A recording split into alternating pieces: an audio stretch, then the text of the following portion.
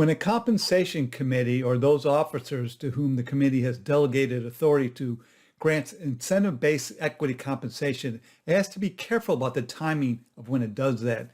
Today on Zippy Point. Quick Zips by Zippy Point. Quick and dirty. I'm Brock Romanek and I'm a big fan of you.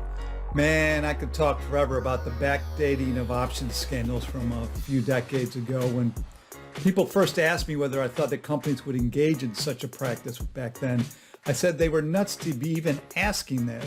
No sane company, no sane person would backdate a grant, but whoa boy, I was wrong. Given the lessons learned from the many prosecutions, the careers, the reputations soiled, lost from such a simple practice, what became somewhat widespread because other people were doing it, never a good reason if you think that will isolate you from breaking the law. Compensation committees typically are pretty savvy about when they schedule their committee meetings to approve options and even RSU grants these days. Those officers with delegated authority to do the same should also be mindful of the timing restrictions, the legal restrictions, and also the optics of when you make grants.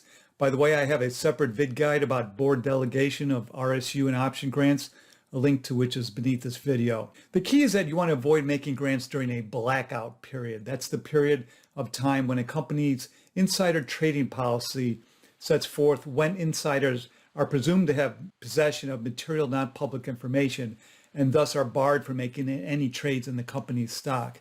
The trading window is closed for those insiders, even if they don't really have any material non-public information. It's an optics thing, as well as a way to show that the company has a strong compliance culture, that it's not taking risks that its insiders might trade on material non-public information. So the compensation committees, the officers with delegated authority, they wait until the blackout period ends, and more specifically, they wait until the latest earnings release has been fully absorbed by the market to ensure that the option price, the RSU grant levels, reflects the results from publicly announcing the latest earnings data.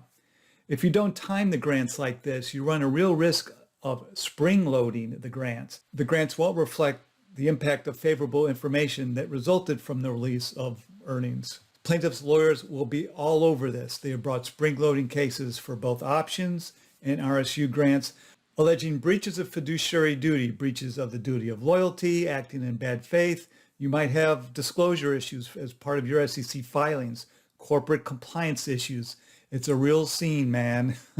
Not to mention the reputation risk. The backdating scandal was something that the media really sunk its teeth into, and the general public gobbled those stories up because they really showed management, the board, at its greediest. Academics are still chasing this story as well. Here's a study that's just a few years old.